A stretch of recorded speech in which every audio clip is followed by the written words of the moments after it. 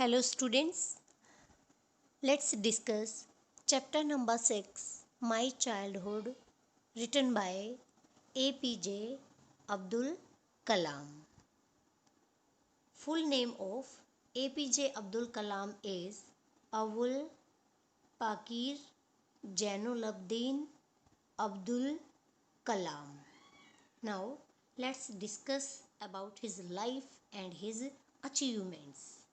APJ Abdul Kalam was born on 15th October 1931 in Rameshwaram, Tamil Nadu. He studied physics and aerospace engineering, or we can say he was an Indian aerospace scientist, author, and politician who served as the 11th President of India from 2002 to 2007. He also played a pivotal organizational, technical, and political role in India's Pokhran 2 nuclear tests in 1998. He is well known as a missile man of India. His notable works are Wings of Fire, India 2020, Ignite Minds, Indomitable Spirit, Transcendence, My Spiritual Experiences with Pramukh Swamiji. Abdul Kalam scored a lot of awards in his life, and the awards are Padma Bhushan, Padma Vibhushan, Bharat Ratna, Indira Gandhi Award for National Integration. He also received honorary doctorates from 30 universities and institutions. This is a picture of APJ Abdul Kalam's father, Jainuluddin, and this one is his mother's picture. Her name was Ashima. Now, actually, the chapter My Childhood is an extract that is taken from APJ Abdul Kalam's autobiography Wings of Fire. So, let's discuss the chapter. I was born into a middle class Tamil family in the island town of Rameshwaram in erstwhile Madras state. Actually, here Abdul Kalam is in the starting of the chapter. Abdul Kalam is telling us that he took birth in a middle class Tamil family in Madras state or in Rameshwaram. Next, he is telling that his father's name was Jainuluddin, who did not have much education or nor he was a rich man, but he was a master of great natural wisdom and true generosity of spirit. He had an ideal helpmate in my mother Ashima. Actually, Abdul Kalam is telling us that his father had a very true and faithful life partner, Ashima. I do not recall the exact number of people she fed every day, but I am quite certain that far more outsiders ate with us than all the members of our own family put together.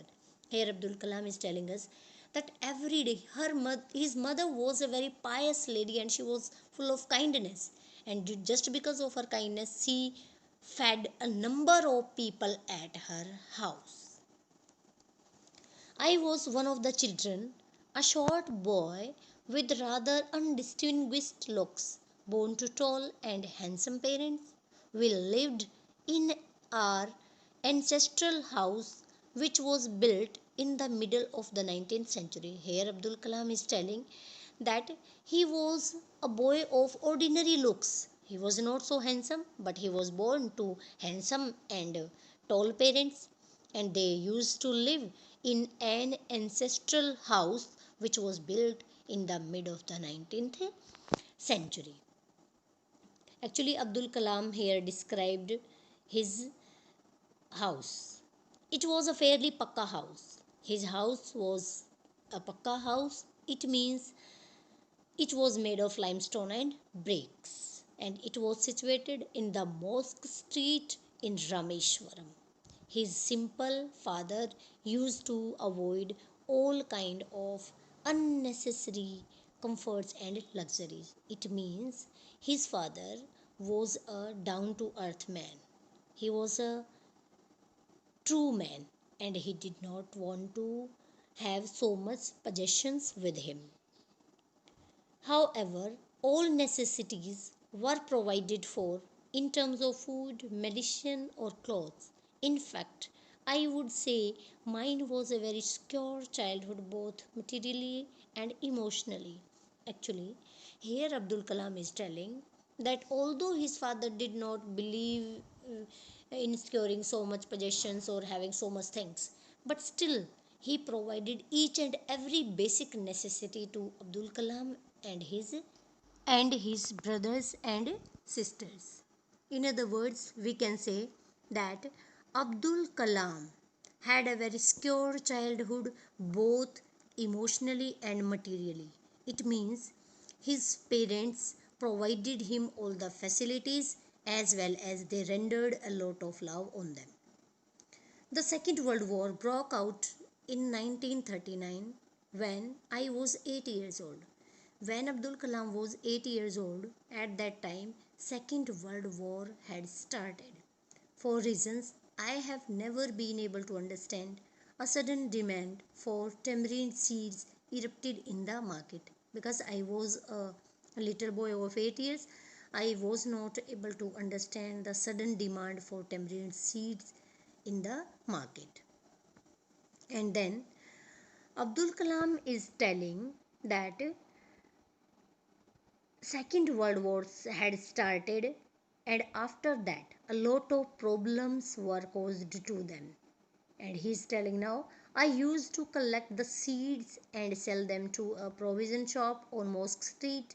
A day's collection would fetch me the princely sum of 1 anna. Here Abdul Kalam is telling that usually I collected the seeds and sold them to a provision shop on which was situated on in Mosque Street, and this way he was able to earn 1 anna in a single day. It means his income for the day was 1 anna by selling these seeds. My brother in law Jalaluddin would tell me stories about the war, which I would later attempt to trace in the headlines in Dinamani. Our area, being isolated, was completely unaffected by the war. In this slide, here Abdul Kalam is telling us that his brother in law Jalaluddin used to tell him stories related to Second World War, and later he himself was able to read the headlines from a newspaper or to collect the information from the newspaper Dinamani, which was a local newspaper of that area. And he is saying our area was totally isolated, that's why it was completely unaffected by the impacts of war. But soon India was forced to join the Allied forces, and something like a state of emergency was declared. The first casualty came in the form of the suspension of the train halt at Rameshwaram station. And now he is telling the impact of Second World War. He is saying that after some time India was forced to to join Allied forces. It means Russia or America. These countries he joined America. India joined these countries, and there in India there was a state of emergency. And what was the effect of that emergency? The train which used to stop at Rameshwaram station, it now stopped staying at this station. And after the impact of this the suspension of the train at Rameswaram station. What it was actually now, Abdul Kalam's the newspapers now had to be bundled and thrown out from the moving train on the Rameshwaram road between Rameshwaram and Dhanu, Dhanushkodi. Here Abdul Kalam is telling that they have to, just because of the suspension of train at Rameswaram station, they had to bundled and thrown out the newspaper from the moving train at Rameswaram station. And it was between two stations, Rameshwaram and Dhanuskodi. Now Abdul Kalam is telling that forced my cousin Samsuddin, who distributed newspapers in Rameshwaram, to look for a helping hand to catch the bundles, and as if naturally I filled the slot. Here Abdul Kalam is telling that due to the suspension of the train, it compelled my cousin Samsuddin. My cousin's name was Samsuddin, and he wanted a helping hand to collect these newspapers, or the bundles of these newspapers, and he appointed me for the same task. He's telling I filled the slot. It means he was appointed as an assistant by his cousin Samsuddin. Samsuddin helped me earn my first wages. And this way, this great personality, APJ Abdul Kalam, earned his first income, earned his first wages. Half a century later, I can still feel the surge of pride in earning my own money for the first time. And Abdul Kalam is telling, and at that time, when I earned first wages, I felt a proud on myself for earning this income first time. And this way, Abdul Kalam used to sell newspaper. And then every child who is born, Abdul Kalam is saying, every child is born with some inherited characteristics into a specific socio-economic and emotional environment, and trained in certain ways by figures of authority. And now in this slide, Abdul Kalam is telling that each and every child is brought up in a different way, in different socio-economic environment, and trained by the authorities or parents. I inherited honesty and self discipline from my father. Abdul Kalam is telling that I inherited two great qualities from my father: honesty and self discipline. I also inherited, or I also secured, I also collected, I also adopted faith in kindness, faith in goodness and deep kindness, and so did my three brothers and sisters. And he is telling that I collected goodness, faith in goodness and deep kindness from my mother. I had three friends. In this slide, Abdul Kalam is going to tell about his friends. He said that I had three friends in my childhood: Ramananda Sastri, Aravindan, and Shiva Prakashan. All these boys were from Orthodox Hindu Brahmin families. In this slide, here Abdul Kalam is telling all his best friends belonged to Orthodox Hindu Brahmin families. And name of his friends were Ramananda Sastri, Aravindan, and Shiva Prakashan. Now he is telling, as children, none of us ever felt any difference amongst ourselves because of our religious differences and upbringing. In fact, Ramananda Sastri was the son of Pakshi Lakshmana Sastri, the highest priest of the Rameshwaram temple. Here, Abdul Kalam is telling us that there were no religious differences between us, between all us, because Abdul Kalam was a Muslim, but all his friends belong to Hindu family. And he is telling that one of my friends, Ramananda Sastri, was the son of the greatest priest of Rameshwaram temple.